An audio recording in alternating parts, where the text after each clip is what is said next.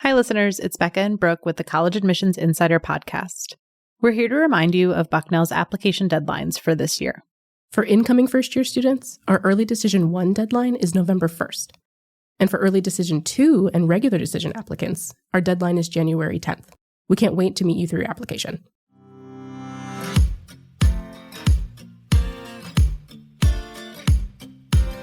Hey everyone, it's Brooke and Becca back with another Minisode of College Admissions Insider. Today, we're diving into something that every high schooler needs to know: minimum requirements for college. Becca, this is something that you try to inform students and parents on as often as possible. So, can you tell me a little bit about what minimum requirements even are, why colleges require them? Get into it. Absolutely, Brooke. So when we're opening up an application to review for a student, the first thing we need to know is whether that student is academically prepared to be successful in the classroom at Bucknell and ultimately thrive here. Minimum requirements help us know that a student has the preparation throughout high school to really do well here, whether that's a math trajectory that set them up for success in STEM or in a math field, or whether that's the artistic skill and talent to pursue the arts. We need to know that a student is prepared to be successful academically. And so for the high schoolers listening who are just hearing about this for the first time, are minimum requirements something that they're going to have to actively pursue? Or is it something that's baked into high school curriculum that most students will graduate with by default? It's a little bit of both. And so most universities, Bucknell being one of them, have some kind of minimum requirements across the board that all students entering their university need. At Bucknell, it's 4 years of English or language arts, and then 3 years of math, science, history or social studies, and 2 years of a foreign language. For lots of high schools, those might already represent your graduation requirements, so you may already be well on your way. But let's take our foreign language requirement, for instance. We require 2 years of a foreign language in the same language. So if you're a student who decided to change languages in high school, stop taking languages after your sophomore year, or if your school allowed a credit from your language that you took in middle school to count as your high school credit, you might not actually meet that requirement. So making sure that your high school coursework has set you up for success to meet the minimum requirements for the schools that you're considering.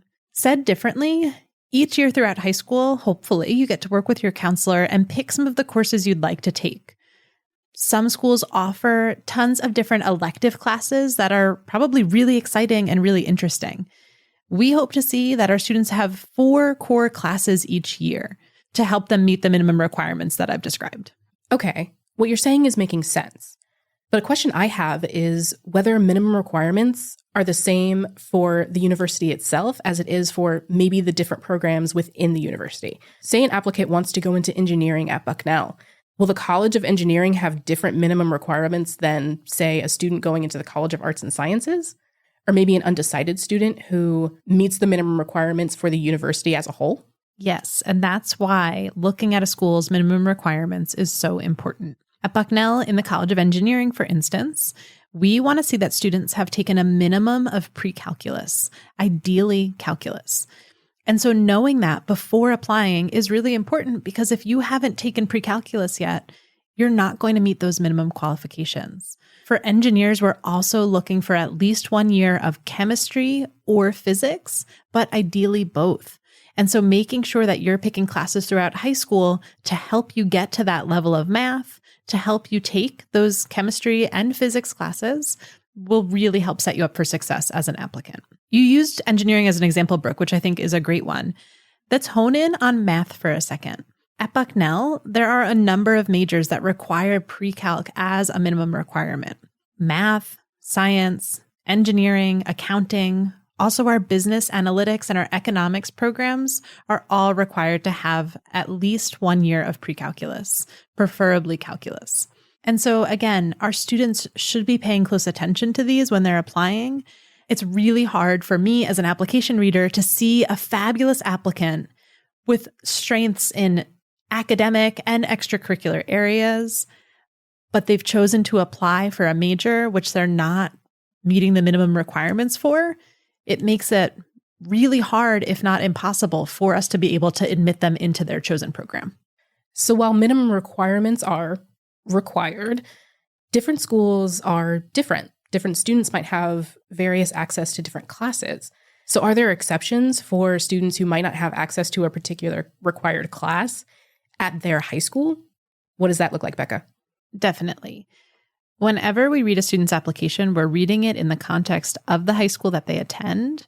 Oftentimes, counselors travel to those high schools, are familiar with the curriculum at those high schools, so we know what your school does and doesn't offer. We also know that for lots of reasons, including learning differences, some of these classes don't work for all students. There are students with learning differences that aren't able to take a foreign language, or other reasons in course sequencing or teacher availability, or maybe the class that you've been trying to get into has been full and you haven't been able to get into that class in your high school. Those are all pieces of context that we'll consider and we'll review. If you are applying to a school and you know you don't meet one of the minimum requirements, it would be really helpful for you to help us understand why that might be and help us understand that context. And so that could show up in additional information, a section of your application where you can tell us a few sentences about maybe why you don't have a second year of a foreign language or why you didn't take physics even though your school does offer it. It would also be a place where your school counselor who writes your letter of recommendation can reference if there's an extenuating circumstance that prevented you from taking the course, even though you wanted to. And so as far as exceptions, yes, those do absolutely exist. And then there are also programs at colleges and universities to help bridge those gaps.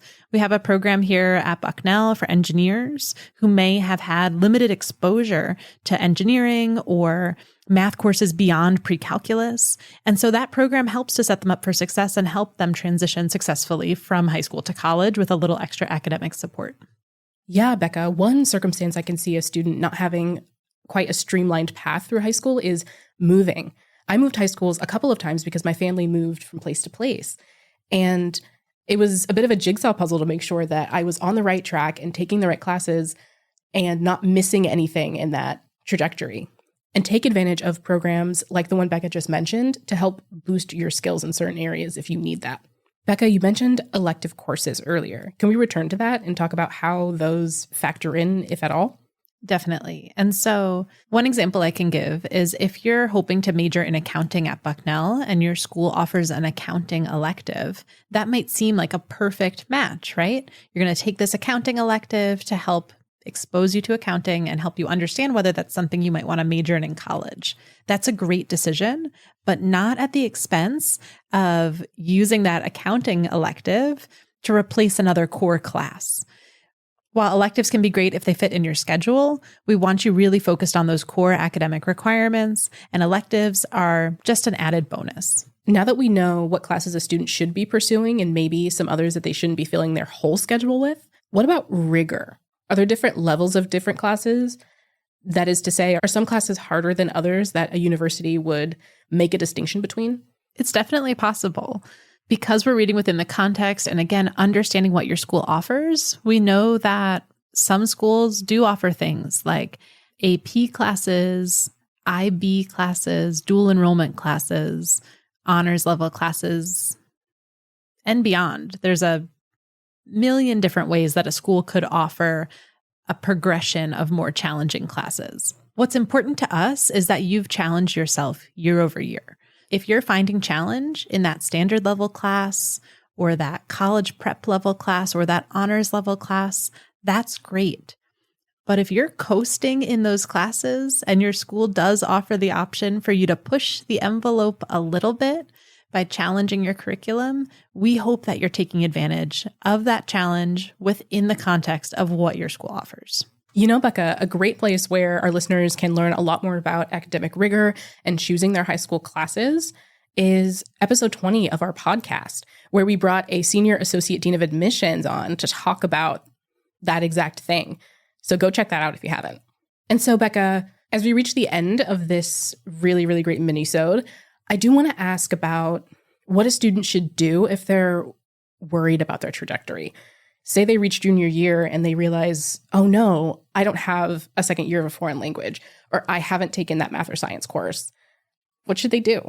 That's a great question. And the goal of this minisode is not to cause panic, right? The goal of this minisode is to be transparent and communicative and help our students really understand what they need to be the most successful applicant to any of the schools that they're thinking of, but also specifically what Bucknell's minimum requirements are. And so if we did inadvertently cause a little worry here, your school counselor is the one to help you navigate this process. They know your academic trajectory best. They know what courses you've taken in 9th, 10th, 11th, and on to 12th grade. And they know how to best work within what your school offers, when they can offer it, how they can offer it. You're not going to change your curriculum overnight, right? And you should not go knocking down your college counselor or your school counselor's door in order to try to change your class schedule. What I would encourage you to do is to ask thoughtful questions, be patient, and know that your school counselor has your best interests in mind. They are an expert in this stuff, and so trust them in this process. And you can always reach out to the admissions counselors at the schools that you're interested in to ask more detailed questions about minimum requirements, and even get in touch with professors in programs that you might want to go into so that you can learn more about what skills and experience you're going to need to excel in those areas. Well, thanks, Becca, for giving us insight into this really, really important topic. Thanks, Brooke, for taking some time to chat with me about it. And thanks to everyone out there who's listening. If you're a fan of the podcast, take a moment to rate, subscribe, and share this episode with students and families in your life. We'll be back with a new episode in a few weeks. In the meantime, send your questions, comments, and episode ideas to podcast@bucknell.edu. If you like this minisode format, let us know. You're also invited to follow Bucknell U on Instagram, Facebook, X, YouTube, and TikTok. You can also follow our student-run Instagram account, which is @IamRayBucknell. Until next time, keep reaching for your dreams and your dream school.